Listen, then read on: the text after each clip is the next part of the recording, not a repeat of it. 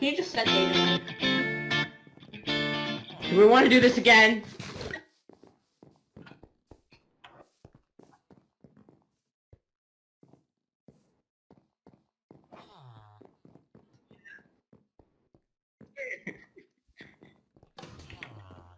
Hooray! Hit the button! Well, that's not working. Technical difficulties. And so it turns out there were a lot of technical difficulties. My microphone wasn't hooked up right, and it wasn't recording audio, but everyone else could hear me. And then things like this happened. One day we start off our season, it begins to rain. So, as you can see, I was messing around with some redstone, and that's because the fireworks to start the season, well, they weren't working, and this was a major problem. And to get them to work, I needed to adjust with the redstone. Oh my, And so while working with the redstone, yeah, more things happened. More crazy things. There's 9 phantoms! What the heck? This is cursed! And then, yeah, things were going in weird directions. Very weird direction. Oh my, So anyways, we started to get moving along with the start. It was going okay, and then more things. More technical difficulties. Technical. I may have had something to do with them. May have. So as you can see there, the repeater was placed in the wrong place, and that meant that the rockets weren't firing throughout the whole system, but only one part.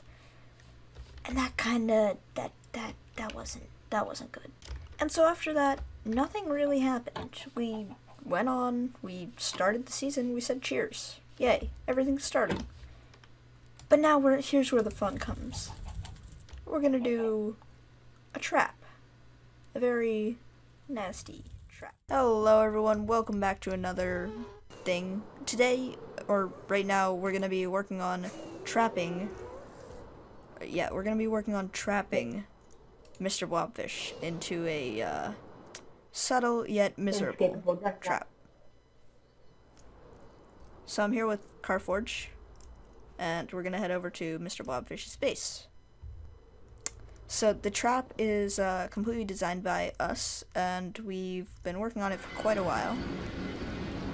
It's got, whatchamacallit, it's got a hidden trapdoor system. It's a hipster trapdoor system with a trickery of making it look like a Chuck E. Cheese. And we are going to, oh god, the creeper. We are going to use it by... It's going to be used to kill him using TNT. The TNT will be dispensed when he falls down into the system and trapping him in, rendering him unable to move any blocks or do anything, except for sit there and wait for his demise. So right now we're just waiting for our little test world to start up so that we can actually go ahead and replicate it into this thing. So yeah, we'll meet you when that happens.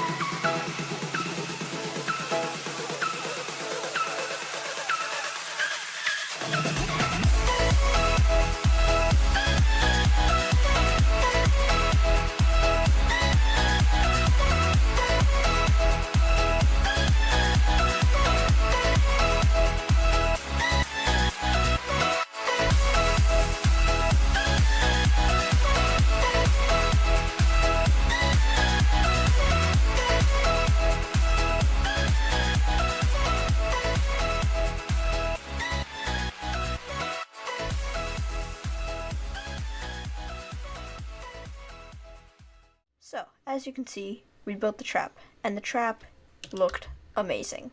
It worked perfectly. We had tested it a few times, and I admittedly almost died to it. I was using a totem just in case. So now we're gonna see him die. This happened only about an hour after we built the trap, and it was hilarious.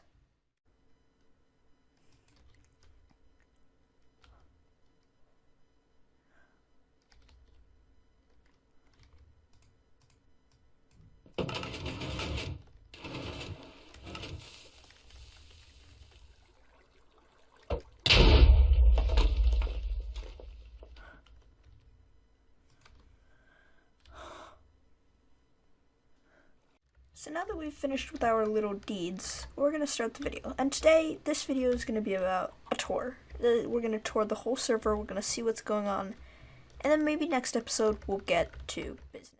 So if you may have noticed, we're in a spruce biome, and this spruce biome may look familiar, or taiga biome may look familiar. Well, that's because it was from the Cabin Project, that original video of just a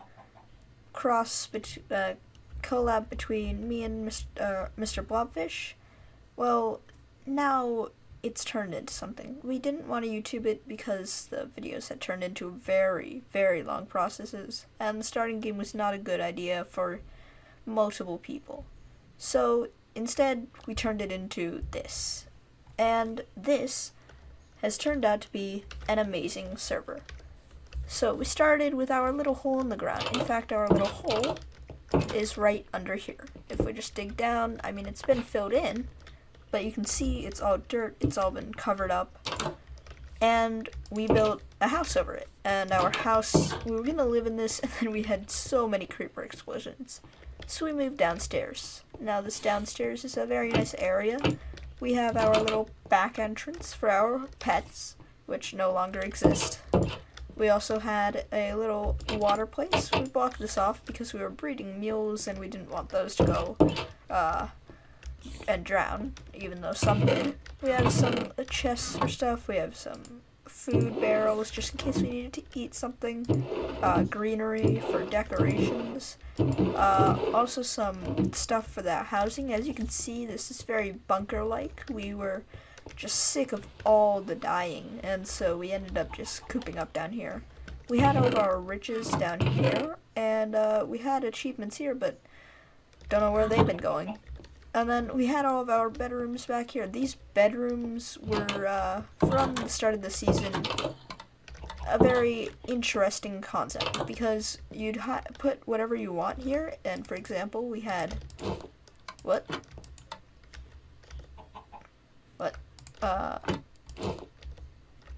Okay.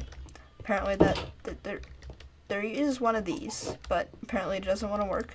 But from the start of the season, we had these funny things that we would do, and it's still not working. I don't know why.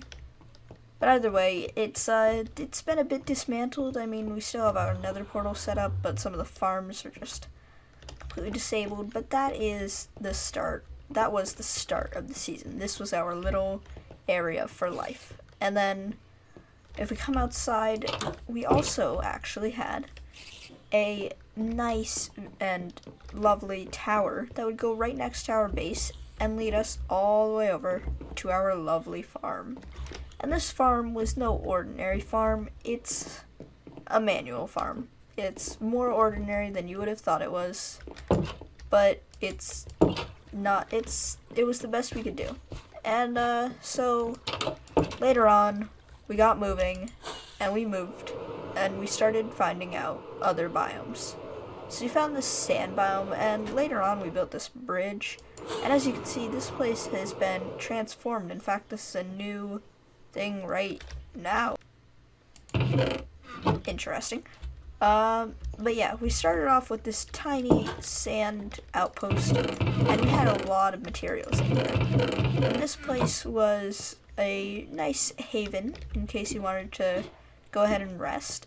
And then it turned into our farming place. Over here we have what used to be an armory, but now has been completely dismantled. As you can see, we have some of these things, and it says do not, whoa, what? Okay. It has some things that says do not take. And then over here we have these nice guys. Some of them trade iron or emeralds for iron. And I'll explain that or iron for emeralds, and I'll explain that in a second.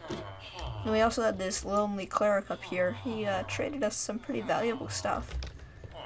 And then if we pop out of here through the hole in the wall, you can see over here that we've got this. This is the little mine, because we needed a lot of sandstone, and we didn't actually know that you could mine sand and turn it into sandstone. And this is a very interesting thing because it can help a lot in tons of different things. Now over here we had our little, actually this was more recent, but this is a boxing arena in case you just want to fight. And then over here we had a thing called the Oasis, but now it is a storage compartment center in case you need to store some extra things out here. We also had over here our little huts. These huts were used to store guys with our enchantments. For example, this guy is Unbreaking 2. And eventually they got exploded, but this was a pretty valuable point in our history. Same with this place. This is called the silo. We implemented villagers on the inside. If we just pop up here. And this is the smaller layer. Up top there's a bigger layer, and these layers would produce tons and tons of wheat. And this was really helpful in the long run, because we got all of our resources that we needed for food. And as you can see, we have a pretty big storage system. It goes way down, but it's already filling up again. So if we just pop over out here again, we can go ahead and see that there's this big rail system. And this rail system used to lead over to this villager breeder. This is an Impulse SV design, and it was useful in the start, and the villagers just kept on disappearing, and eventually it stopped working. But then we also have this farm, and I'm not going to take credit for it, but I also don't know who designed it. But me and Carforge built it, and it took a while. It's a pretty basic iron farm. It's got an item filter down here, so, right? Yeah, that thing's still working, which would sort our iron ingots into there. It's slow. It gave you like 3 stacks of iron blocks, a night, so not that much. But now if we come over here, we have one of the latest things that we've done to this place. And this is the creeper farm. This creeper farm is revolutionary because at the time, we didn't have much gunpowder, and this was the best source of gunpowder. I mean, it's a pretty powerful farm. We never got the 𝐓𝐢𝐸𝐸 spot set up, and we still don't, but it works quite well. So now we can start heading over to outside. Now we had set up another portal here, mostly because we just needed a way to get to our base district, or where we started off. This is where we started off, right here. And so when we started splitting up, because we lived together for the most of the part, we started heading out in a weird direction. Me, Mr. All the Things, and Mr. Blobfish set out on an adventure. We set up multiple nether portals. One, which was this. This is the coral reef biome, if you can't tell. And if we just pop through here, we found this first, and on our way to the current base district. As you can see, the water looks a bit weirdly textured. I don't know why that is. But you also have 𝐓𝐢𝐸𝐸's base over here, and then this old structure, which never actually turned into anything, but it was going to be a pretty big place. So if we just go back into the nether, we can see where we finally ended up. And if we just keep on flying straight, you can see we do have a lot of nether portals and decoration currently, but if we just keep on going, we'll run into this. This is the base district, or town hall. And this is where we currently have most of our things. This is where the start of the server was, and this is our town hall. It's got our thing to get us armor stand books, and it used to have the constitution here, but we don't work off of a constitution anymore. That never really worked, and it needed to get removed. So yeah, but here we have the community beacon. We got regeneration and resistance 1. We had set up some shops here. This one is still running, but nobody buys from it for some reason. And then over here we have the pumpkin pie shop owned by me. I haven't restocked it because we now actually have a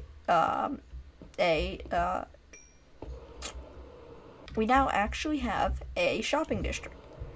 And so this is where I started. There were 3 bases when we started, and one was removed because nobody lived there anymore. We had to make this place look nicer, but this was the other one.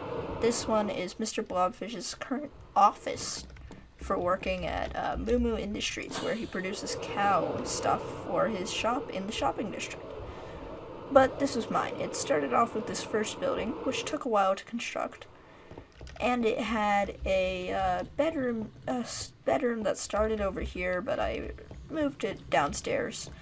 And then it also had this nice table where there's an ender chest just in case if you need stuff. And this was supposed to be a futuristic house, so of course I had to build a flying machine to obviously go downstairs and upstairs. And this was the bedroom. We also had a nice little crafting area. This is a barrel for music stuff, a jukebox, an enchanting table, some barrels for storing rockets. This was a light that would tell you when it was daytime. And then over here, this was the thing that I implemented before moving out, is a small little sorting system.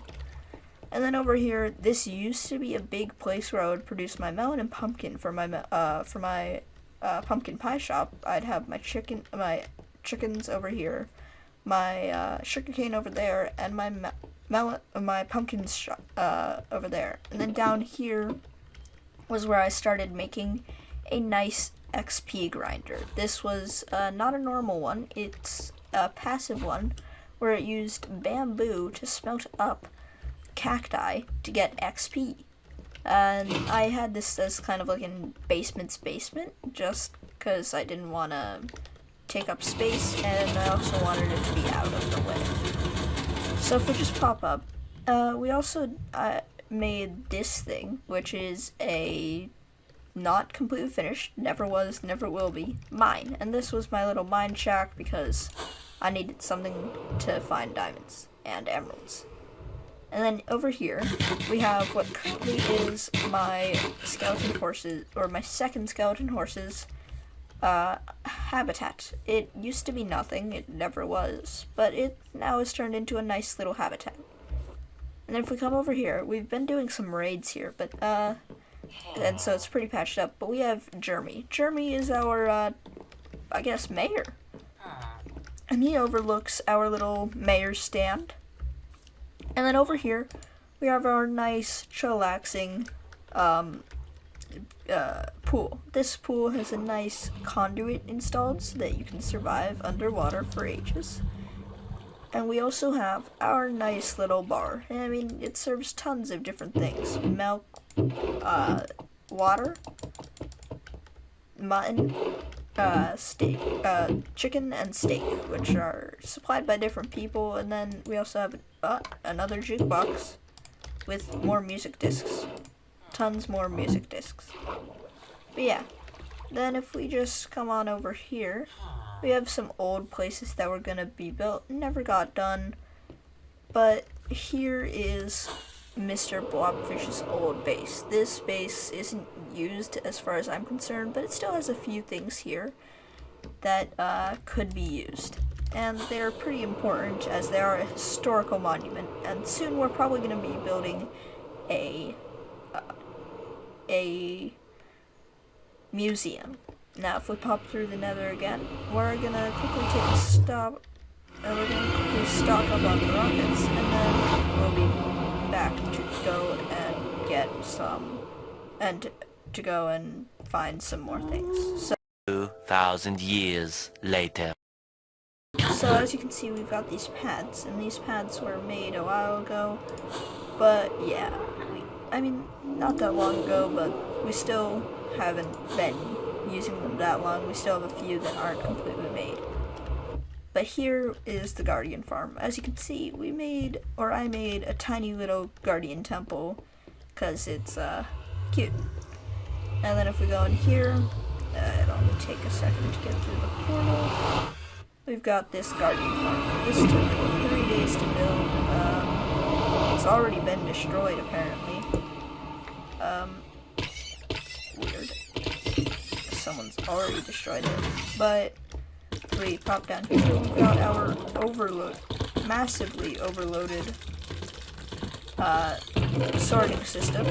It's got too many heads and all sorts of other jobs. Got some guardian heads in there, some guardian heads in here.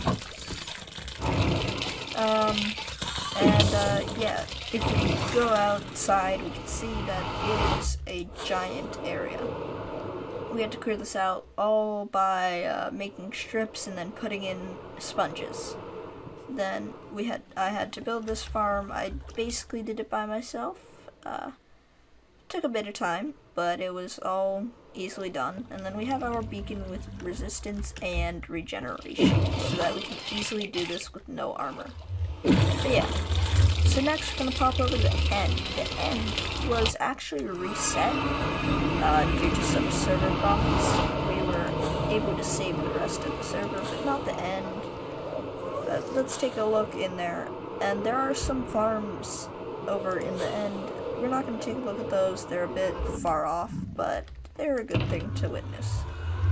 Obviously, we've made this look like a end city little front, and over here you can see the real shulker. I just renamed a shulker box. I am a real shulker and put some obsidian and stone in here.